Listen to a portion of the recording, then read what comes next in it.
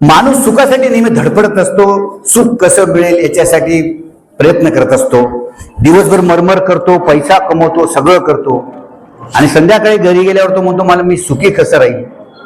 पण तो माणूस सुखी राहतच नाही, कारण हे सुख जे असतं ना हे कुठल्या तरी बाजारात विकत मिळत नसतं, कोणाच्या फॉलोअर्सवर मिळत नसतं, कोणाच्या लाईक मध्ये मिळत नसतं, कोणाच्या बोलण्याने मिळत नसतं.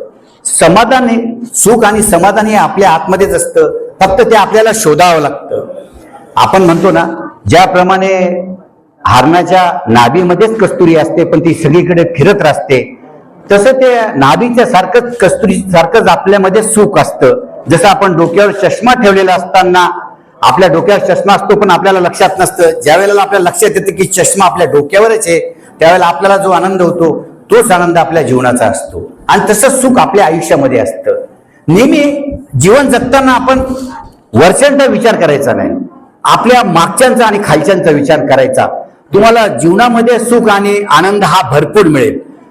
काय असतं, ज्या वेळेला सिग्नलवर एखादी BMW ची गाडी उभी राहते, BMW ची गाडी उभी राहिल्यानंतर त्याला वरती जाताना हेलिकॉप्टर दिसतं, त्यावेळेला त्या माणसाला वाटतं की माझ्याजवळ हेलिकॉप्टर असतं तर किती छान झालं असतं. त्या BMW च्या बाजूला सिग्नलवर पुन्हा दुसरी क्रेटा कार येते, नंतर त्या क्रेटा कारवाल्याला वाटतं की माझ्याकडे BMW कार असती तर किती छान झालं असतं. त्या क्रेटाच्या बाजूला पुन्हा एक सायकलवाला येतो, मग सायकलवाल्याला वाटतं की माझ्याकडे जर क्रेटा सारखी कार असती तर किती छान झालं असतं. त्यानंतर थोड्या वेळाने एक माणूस पायी येतो आणि तो पायी जाणारा माणूस म्हणतो माझ्याकडे सायकल असती तर किती छान झालं असतं. पण त्याच वेळेला त्याच्यामधून एक माणूस व्हील चेअरवर येत असतो, त्याला पाय नसतात. तो फक्त एवढाच विचार करतो की मला जर पाय असते तर काय झालं असतं. जीवनाचं मॉरल स्टोरी एवढंच आहे की वरच्या लोकांकडे बघण्यापेक्षा तुम्ही स्वतःकडे खालच्या लोकांकडे बघा आणि आपल्या जीवनाचा स्वाद तुम्ही घालू नका. हाही त्या गोष्टीमध्ये आनंद माळा.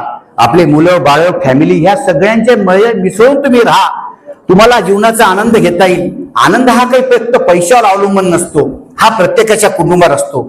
आपण आज बघतोय 17 करोडचं लग्नाचं काय म्हणतो, उदयपूरला राजवाडा बुक केला, 2 विमानं बुक केले आणि एका मिनिटात त्या मुलाला डोंगरावरून ढकलून दिलं. आई वडिलांचा ऐकून एक मुलगा.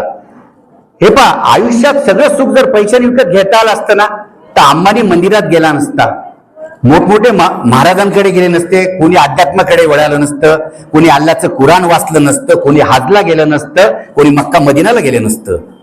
नेहमी लक्षात घ्या, आयुष्यामध्ये जीवन जगताना आपण समाधान मानण्यावर आहे. पैसा हा आयुष्यात सर्वस्व नाहीये, कारण आपण म्हणतो ना पैसा पैसा काहीच नसतं, पैसा काहीच नसतो. म्हणून ते एक माणूस म्हणतो ना की आपल्याला वाटतं त्यावेळेला शिकायत मुझे मौत से नहीं है गालिब, शिकायत मुझे मौत से नहीं है गालिब, शिकायत तो मुझे अपनों से है, शिकायत मुझे मौत से नहीं है गालिब, शिकायत तो मुझे अपनों से है.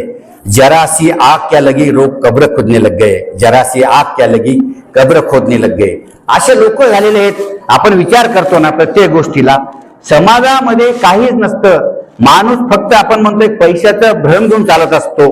आणि मी म्हणतो ना, आता मेहमूद भाईंनी जे गरीब मुलांना पुस्तकं वया दान केलं ना, हे सगळ्यात पुण्याचं काम आहे.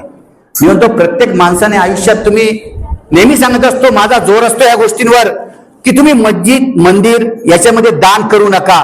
भगवान अल्लाह पैसों का भूखेला नहीं है, उसके पास बहुत पैसा है, वो तुम्हारे पैसे के ऊपर बैठा नहीं है. आणि तुम्हाला जर खरं देव पाहायचा असेल, अल्लाह भगवान पाहायचा असेल ना, ह्या गरीब विद्यार्थ्यांमध्ये बघा. जो गरीब विद्यार्थी रस्त्यावर फिरतोय, ज्याला 2 वेळाचं खायला नाही, त्याला एक वही नाही, एक पेन नाही, अरे अशा 2-4 मुलांना तुम्ही 2 वही 2 पेन देऊन बघा, तुम्हाला जन्नतचं सुख मिळेल, जन्नतचं सुख मिळेल. आयुष्यामध्ये तुम्हाला एवढं काही मिळेल. कारण तुम्ही आज बघतोय, आपण नाव नाही घेत, मोठमोठ्या मंदिरामध्ये पुजारी 14-14 कोटी रुपये पैसे खातायत. तुम्ही लोक मोठ्या श्रद्धेने मंदिरामध्ये दान धर्म करतायत. अंबानी 10-10 कोटी रुपये दान करतोय. आणि आपण बघतो, अरे आपले गरीब मुलं बिचारी विद्यार्थी आज रस्त्यावर फुगे विकतायत, तिरंगा झेंडा विकतायत. आपल्या देशाची काय आजादी घेत असतील ते 2 वेळेच्या पोट भरण्यासाठी ते मुलं विकत असतात. म्हणून मी सांगतो ना, समाजामध्ये असे NGO आले पाहिजेत आमच्या मेहमूद भाई सारखे, की विद्यार्थ्यांसाठी प्रत्येक माणसाने एक विचार करायचा की मी त्या कार्यक्रमाला जाताना, त्या मुलाच्या वाढदिवसाला जाताना मी मेहमूद भाईसाठी 10 वह्या आणि 10 पेन घेऊन जाईल, जेणेकरून मेहमूद भाई त्या विद्यार्थ्यांना काहीतरी मदत करू शकतो. आणि म्हणतो ना मी, समाजामध्ये अशी जनजागृती करणं फार आवश्यक आहे. कारण मी सांगतो, बाकी तुम्ही सांगता हे काहीच नाही हो, हे मोठेपणा दाखवणं काहीच कामाचं नाही, मोठमोठे लग्न करणं काहीच कामाचं नाही. आपण बघतोय आज सरकारने 66,000 मराठी शाळा बंद करायचा फतवा काढलाय आणि नाव घेऊन कुठल्या कार्यक्रमावर आणि बाकीच्या कार्यक्रमावर 15,000 कोटी रुपये खर्च करतोय. अरे ही किती मोठी शोकांतिका आहे. अरे तुमच्या 5,000 कोटी सुद्धा खर्च येणार नाही त्या 56,000 मराठी शाळा चालू ठेवण्यासाठी. आणि मराठी शाळेत कोण शिकतो? तुमची आमच्या गरिबाची मुलं शिकतात. मोठमोठे पुढारी राजकारणी नेत्यांची मुलं हे साध्या नगरपालिकेच्या शाळेत शिकत नसतात, हे कॉन्व्हेंट परदेशात. म्हणून सांगतो ना, ह्या आपल्या समाजामध्ये हे जे चाललंय हे फार विचित्र पद्धत झालेली आहे. आणि मी सांगतो, मी 2001 ची एक सुंदर घटना सांगतो. एक 12वीला महाराष्ट्रामध्ये पहिला आलेला एक सलील नावाचा मुलगा होता. एक सुंदर मेमरेबल कहाणी आहे. एक 12वीला पहिला आलेला सलील नावाचा मुलगा होता आणि विशेष तो मुलगा म्हणजे धारावी झोपडपट्टीत राहणारा होता. ज्यावेळेला हा मुलगा पहिला आला त्यावेळेला शाळेच्या शिक्षकांनी सगळ्यांनी ठरवलं की बुवा तो सलीलच्या घरी जाऊन आपण त्याचा सत्कार करू, बघू त्या सलीलने कोणते क्लास लावले, कोणते अभ्यास केला, काय काय केलं, त्याचे आई वडील काय करतात. पण सगळ्या बंधू भगिनींना सांगायला नवल वाटतं, ज्या वेळेला सगळे शाळेचे प्राध्यापक वगैरे लेक्चर प्रिन्सिपल लोक त्याच्या घरी गेले, त्या धारावी झोपडपट्टी मला नाही माहिती किती लोकांना माहिती असेल, इतकं गलिच्छ वातावरण आहे, रस्त्याने जायला नाल्या, घाण, सगळं काही. ज्या वेळेला ते मुलं सलीलच्या घरी गेलात ना, त्या सलीलच्या घरामध्ये बघितलं त्याने काय होतं. एक अंथरणासाठी फक्त एक सतरंजी आणि एक राखेलचा स्टोव. त्या मुलाकडे काहीच नव्हतं. त्याला त्यावेळेला शिक्षकांनी मुद्दाम विचारलं की सलील, तू 12वीला पहिला आलायचं राज काय? तू कुठल्याही प्रकारचा क्लास लावला नाही, कुठले मोठे ट्युशन लावले नाही, तू काहीच केले नाही, फक्त तुझं एक राज सांग की तू 12वीला पहिला कसा आला. तो त्यांनी सांगितलेले त्याचे एक इतिहास घटना ऐका, आजच्या मुलांसाठी पण खूप कामाचं आहे. कारण जे लोक म्हणतात ना मी गरीब आहे, पैसा नाही, भाऊ करतात, अरे गरिबी म्हणजे तुम्हाला श्रीमंत होण्यासाठी देवाने दिलेलं आमंत्रण असतं, फक्त तुमच्या मनात जिद्द आणि चिकाटी असली पाहिजे. तो म्हणतो, सर माझे वडील माथाडी कामगार होते. मी 7वी 8वीला असताना माझी बहीण 4थीला होती. त्यावेळेला माझे वडील अचानक वारले. त्यावेळेला माझ्या आईला घराच्या बाहेर निघाली नव्हती, पण माझ्या आईने लोकांचं धुणं भांडं करण्यासाठी बाहेर निघाली की जेणेकरून आमचं शिक्षण होईल. तर माझी आई धुणं भांडे करताना सकाळपासून जायची, काही शेळं पाकं पडलेले असायचं ते आमच्यासाठी खायला आणायचे. पण ते पाण्यामध्ये काम करता करता इतकं झालं की आमच्या आईला टीबी झाला.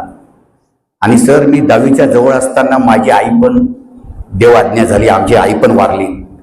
पण माझी आई मरताना शेवटच्या क्षणी मला म्हटली, सलीम तू शिक आणि तुझ्या बहिणीला बी शिक. बघ आयुष्यात जर शिकला नाही ना, आयुष्यात तुझा काहीच अर्थ नाही. आज जे आपल्या जीवनाचे हाल आहेत, ज्याच्यातून तुला जर बाहेर निघायचं असेल तर सलील तुला शिकावं लागेल, सलील तुला शिकावं लागेल. तो म्हटला, सर माझ्या आईचं मरतानाचं जे वाक्य माझ्या मनावर कोरलं गेलं ना, ते वाक्य माझ्यासाठी माझी प्रेरणा ठरलं. आणि मी ती आईची प्रेरणा ठरल्यानंतर मी घरातल्या स्टोव आणि ते घेऊन एक चौकात उभं राहून 3-4 तास माझी बहीण आणि 3-4 तास मी, आम्ही दोघांनी चहाचा गाडा लावला आणि रोजचे 400-500 रुपये रोज कमवले सर. आणि रात्रीच्या वेळेला मी नगरपालिकेच्या लाईट खाली जाऊन मी अभ्यास केला. आणि मला नेहमी लक्षात यायचं मी अभ्यास करताना की कोणी श्रीमंताची मुलं मोटरसायकलवर फिरतात म्हणून त्यांच्यासोबत आपण फिरायचं नाही, मजा करायचं नाही. तारुण्य असतं, प्रत्येकाला जोश असतो, शोक असतो. पण ज्या मुलाला आई बापाच्या कष्टाची जाणीव असते ना, तो मुलगा आयुष्यात सक्सेस होत असतो. मग तो म्हणतो, सर मला मरताना माझ्या आईचे डोळे सताड उघडे होते आणि ते जेव्हा म्हणायचे ना मला, सलीम तू शिक, तुला शिकलंच पाहिजे, तुझ्या बहिणीला पण शिकवलं पाहिजे. माझ्या आईच्या तेवढ्या प्रेरणेने मी आज इतका मोठा 12वीला सगळ्या महाराष्ट्रामध्ये पहिला आलो. म्हणून एक सांगताना सांगतो ना, मुलांना तुम्ही शिकवा, काही करा, एक टाइम उपाशी राहा, काही करा, पण मुलांना अभ्यास करायला लावा. मी सांगतो पुढचं येणारं युग अतिशय कठीण आहे. हे पा सगळे काम धंदे राहिले नाहीत, काही नोकऱ्या कमी होत चालल्या आहेत आणि नुसता अभ्यास करूनच फायदा नाही. पण जो समाजामध्ये चांगलं टिकेल, तोच जो शिकेल तोच टिकेल. तर मी सांगतो, नाही तर तुमची परिस्थिती बदलायची असेल ना, तर तुमचे मुलं शिकल्याशिवाय पर्याय नाही. त्यामुळे मला खूप आनंद होतो की विद्यार्थ्यांना काही पेन वह्या द्यायचं असलं ना, तर मी सुद्धा स्वतः करतो. म्हणजे तुम्हाला मी अभिमानाची गोष्ट सांगत नाही, मी एक सामाजिक कार्यकर्ता असलो, मी इंजिनियर कॉन्ट्रॅक्टर जरी असलो, पण मी ह्या सगळ्या परिस्थितीतून मी गेलेलो आहे. कारण माझे वडील ज्या वेळेला कॉलेजला वारले ना, ह्या सगळ्या परिस्थितीतून मी अभ्यास केलेला आहे. मला सगळ्याची जाणीव आहे. त्यामुळे तुम्हाला सांगायला आनंद वाटतो की मी आतापर्यंत 21 मुलं दत्तक घेऊन त्यांना इंजिनियर डॉक्टर केलेलं आहे. आणि माझ्याकडे काम करणाऱ्या गरीब 41 वर्कर लोकांच्या मुलींच्या लग्नाला मी मदत केली आहे. म्हणून सांगतो ना, तुम्हाला जर कोणाला देता आलं ना तर काहीतरी दान करत राहा. कारण आयुष्यामध्ये दिल्यानेच आनंद मिळतो. आपण श्वास सोडला तरच आपलं जिवंत राहतो. तसं आपल्या कमाईतून तुम्ही असे ठरवून घ्या रोज की आपण 1% दान करू, अर्धा टक्का दान करू, एखाद्या मुलाला कपडे आणि पुस्तके घेऊन देऊ.